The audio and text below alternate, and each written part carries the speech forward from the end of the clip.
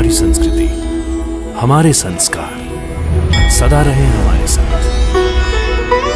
भारत के महान ग्रंथों और काव्यों का संपूर्ण संकलन। सब्सक्राइब करें तिलक। कई तरीके की एलईडी लाइट्स आपके घर और ऑफिस के लिए। GR LED lights, make India bright.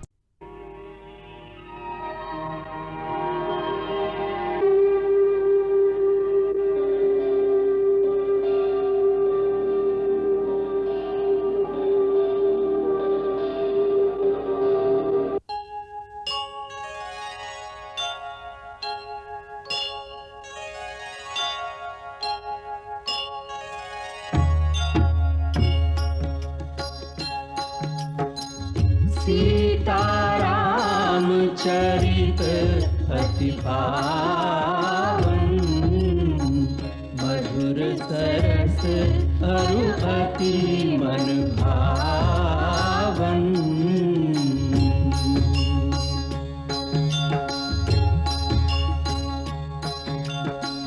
पुनि पुनि कितने हो सुने सुनाए,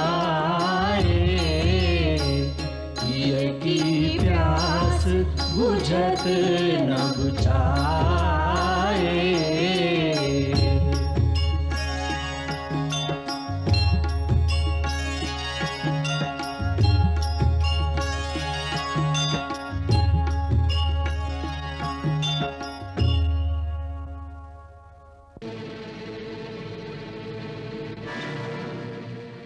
हनुमान जी, आप वीर तो हैं ही, अब पता चला चतुर भी बहुत है।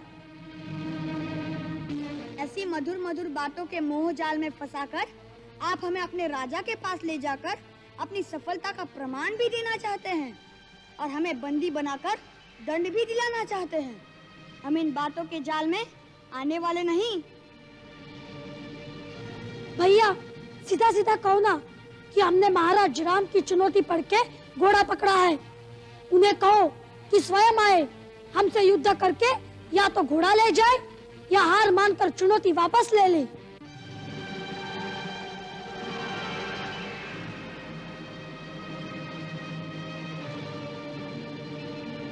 परंतु आपने परिचय तो दिया ही नहीं। वहां जाकर क्या कहेंगे कि उन्हें किसने बुलाया है? माता पिता का नाम क्या है? रहते कहाँ हैं? हनुमान जी, यहाँ कोई हमारी शादी विवाह की बात तो चल नहीं रही जो हम अपने कुल और गोत्र का भकान करें। यहाँ युद्ध की बातें हैं। यहाँ प्रश्न भी बाण ही करेंगे और उत्तर भी बाण ही देंगे।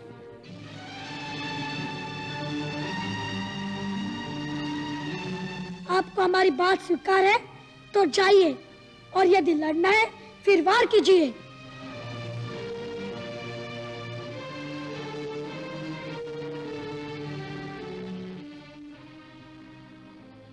आप अपनी बालहट से क्यों हमें विवश करते हैं धनुष उठाने पर? आपकी सुकुमार अवस्था देखकर हमारा मन नहीं करता बाण चलाने को। जहाँ अस्त्र न उठ सके वहाँ पराजय स्वीकार कर लेना ही उत्तम है। पराजय? पराजय का शब्द रघुकुल की गाथा में नहीं आता, मूढ़ बालक। वो शत्रुघ्न और लक्ष्मण जी रघुकुल के ही है ना, जो पराजित होकर कई शिविर में मूर्छित पड़े होंगे। उसी रघुकुल का अहंकार है आपको।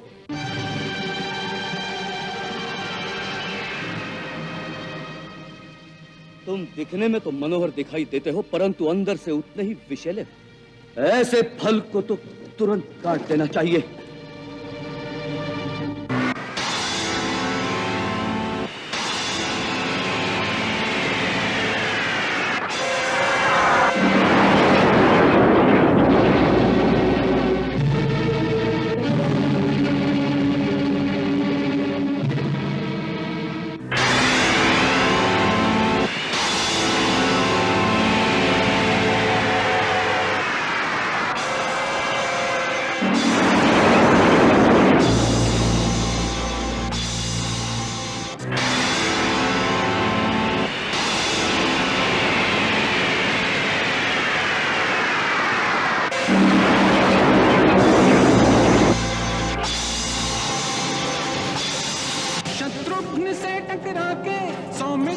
चकरा के लव कुश भरत के साथ अब संग्राम करते हैं। बाणों की वर्षा वर्षा युद्ध में अविराम करते हैं, बाणों की वर्षा युद्ध में अविराम करते हैं।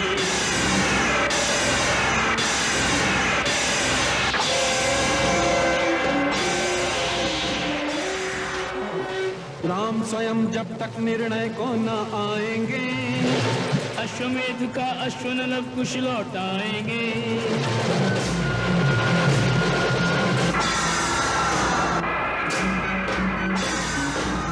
हार गया जो भी इनसे लड़ा, सीता के जायों में है साहस बड़ा, सीता के जायों में है साहस बड़ा।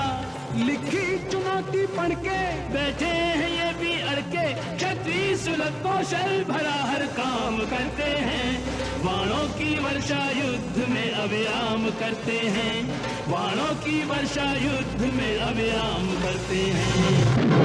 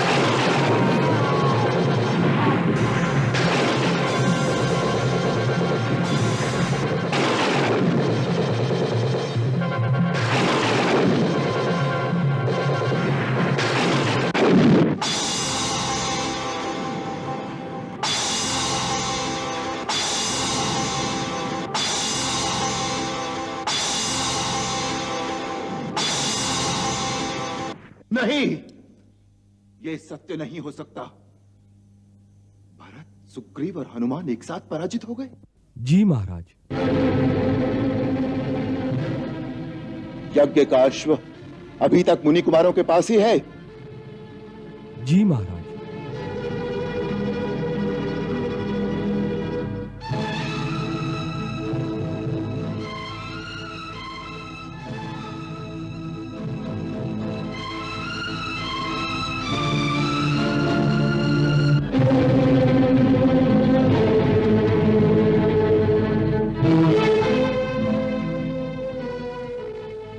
मेरा जाना आवश्यक है। वन देवी से कहना कि मैं शाम तक लौट आऊंगा। लो भैया, मैं भोजन ले आया। मैंने सोचा न जाने महाराज राम को आने में कितनी देर लग जाए, तब तक हम भोजन तो खा ले। अरे हम अकेले कैसे खाएंगे? श्री हनुमान जी भी तो भूखे होंगे। परंतु वे ये सूखी रोटी खाएंगे? पूछना तो चाहिए। चलो।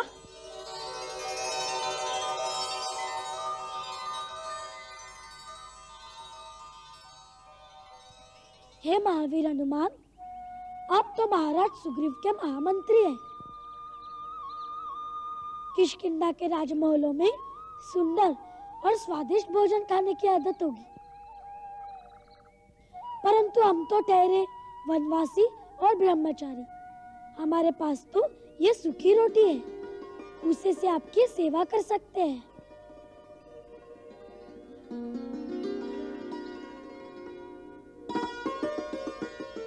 भाई, सेवक के लिए तो स्वामी की दी हुई रूखी सूखी रोटी भी अमृत समान है। परंतु आप सेवक और हम स्वामी कैसे हो गए? देखो, जो युद्ध में हार जाए उसे तो दूसरे का सेवक ही बनना पड़ता है। नहीं भैया, हमें तो किसी भी सेवक की आवश्यकता नहीं।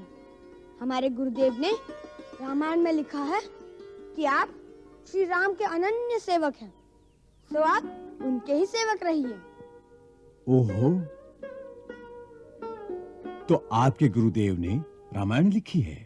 हाँ, उसमें श्री राम का जीवन चरित्र लिखा है। आपकी कथा भी उसमें आती है। अच्छा।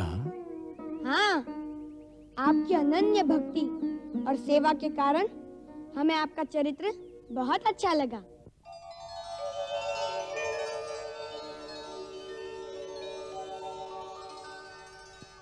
मुझे भी आप दोनों बहुत अच्छे लगते हैं। लगता है जैसे आप भी रामायण के ही कोई पात्र हो, जैसे श्री राम के ही कोई अपने हो। हनुमान जी, ये मंत्रियों वाली राजनीति युद्ध में ना चलाइए। लीजिए, भोजन कीजिए। परंतु भैया, ये खाएंगे कैसे? इन्हें तो हमें खिलाना पड़ेगा। मैं अपने हाथ से इन्हें खिलाता हूँ। नहीं नहीं, आपके हाथ से अपनी सेवा कराऊं, ये नहीं हो सकता। आप अपना भोजन करिए। एक प्राणी हमारे सामने भूखा हो और हम भोजन कर ले, ये क्षात्र धर्म तो क्या, मानव धर्म के भी विरुद्ध है, पाप है। लव, इनके हाथ खोल दो। भैया, लेकिन इनके हाथ खोल देंगे तो? नहीं नहीं, ये वीर पुरुष है। हाथ खोलने पर भी ये उसका अनुचित लाभ नहीं उठाएंगे। देखिए हनुमान जी, हम केवल आपके भोजन के लिए हाथ खोल रहे हैं। हमें वचन दीजिए कि आपके हाथ खोलने पर भी आप चुपचाप हमारे बंदी बनकर यहाँ बैठे रहेंगे।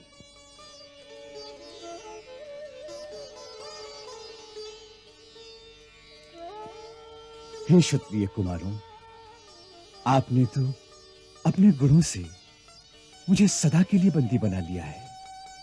मैं आपके माता पिता को प्रणाम करता हूं।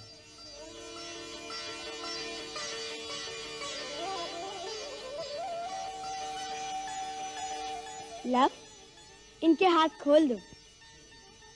अच्छा भैया।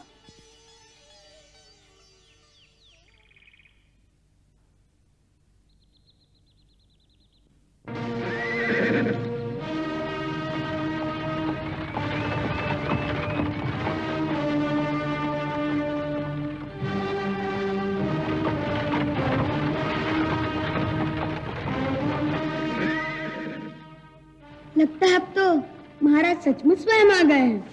आने दो।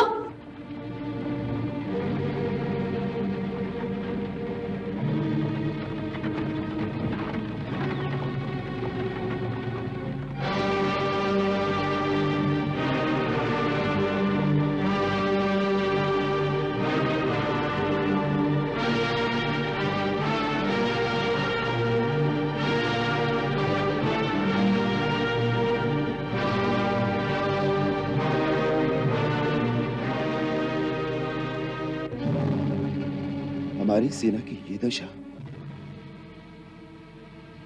वीरभद्र, विश्वास नहीं होता कि केवल 2 छोटे मुनि कुमारों ने अयोध्या की चतुरंगिनी सेना का यह हाल कर दिया है। परंतु ये सत्य है महाराज। बड़े अचरज की बात है। ये कोई साधारण मानव नहीं कर सकता। महाराज, मुझे तो वो साधारण भी नहीं लगते और मानव भी नहीं लगते। मुझे तो वो 2 छोटे छोटे देवता लगते हैं जिन्हें देखकर प्रणाम करने को मन होता है। अवश्य कुछ ऐसा ही हो सकता है, अन्यथा लक्ष्मण, भरत, हनुमान और सुग्रीव जैसे वीर इस प्रकार धराशायी न हो जाते।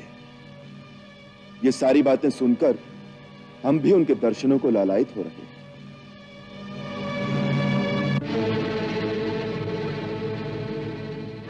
वो देखिए महाराज, उनके दर्शन हो गए। वो दोनों वीर पेड़ों के उस ओर खड़े हैं।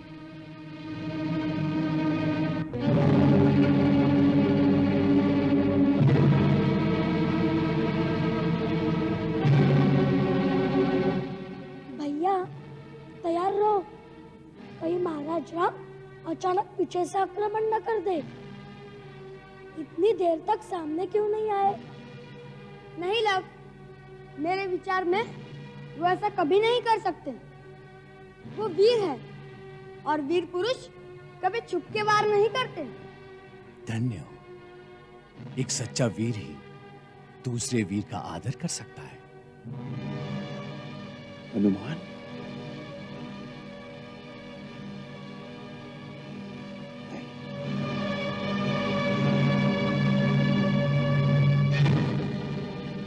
रथ आगे ले चलो।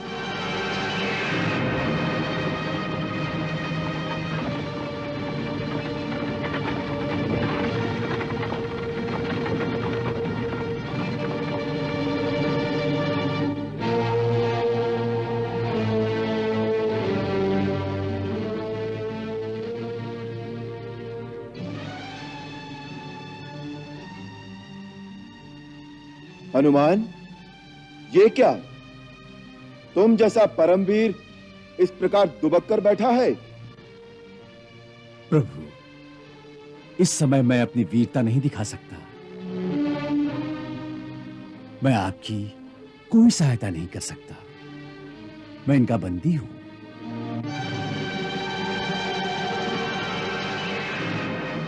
ये तो इन्होंने दया करके मेरे हाथ पांव खोल दिए।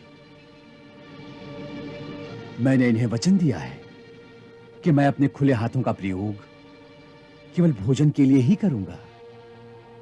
आप मुझे क्षमा कीजिए प्रभु।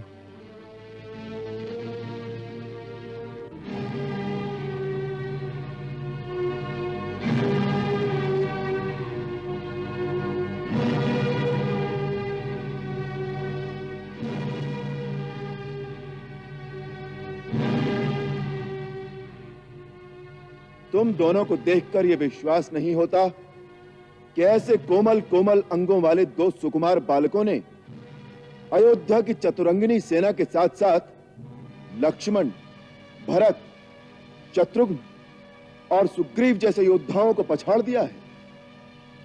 महाबली हनुमान को बंदी बनाकर बिठा रखा है। यह कैसे सत्य हो सकता है? वैसे तो सत्य स्वयं सिद्ध होता है महाराज। फिर भी यदि आपको प्रमाण की आवश्यकता है तो ये जीता जागता प्रमाण आपके सामने है। आपके परम भक्त वीर हनुमान हमारे सत्य की पुष्टि करेंगे। हाँ प्रभु, ये परम सत्य है कि इन दोनों ने ही अपने दिव्य अस्त्रों से अयोध्या के समस्त योद्धाओं को एक ऐसी मूर्छा में डाल दिया है कि इतने दिनों में किसी को अब तक चेतना नहीं आई। मैं इन दोनों के माता पिता को बारंबार प्रणाम करता हूं, जिन्होंने ऐसे चमत्कारी पुत्रों को जन्म दिया है। सुन लिया? अब तो विश्वास हो गया ना कि आपके इस सेना का ये हाल हम ही ने किया है। अब क्या कहते हैं आप?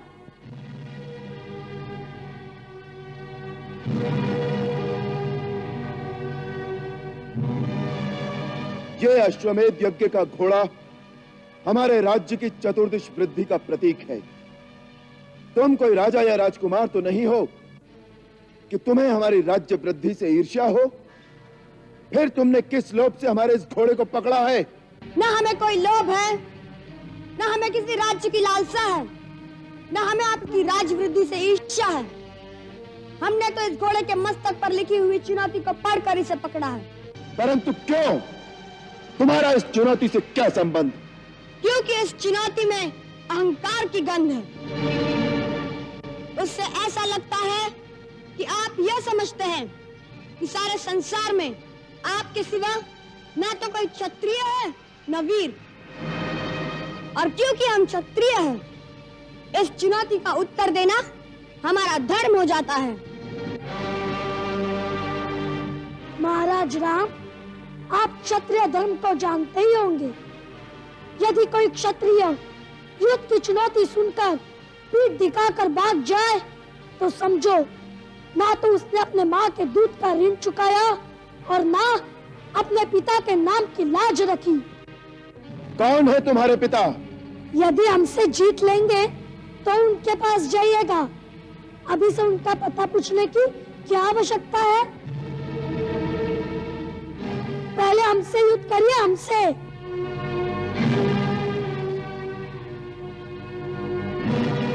सोच क्या रहे हैं? उठाइए धनुष।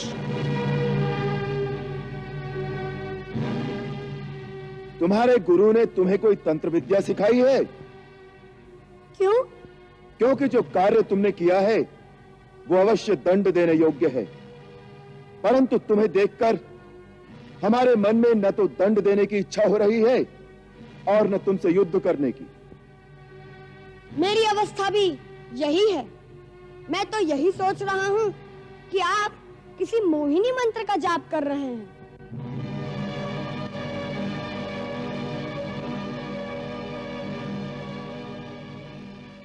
ये विधाता की विधि कैसी है कि दोनों ओर से धनुष उठाना कठिन हो गया है।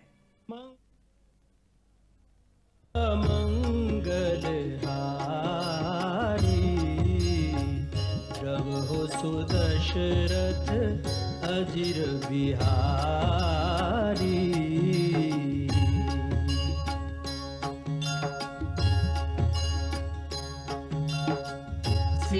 सीताराम चरित अति पावन मधुर सरस अरु अति मन भावन।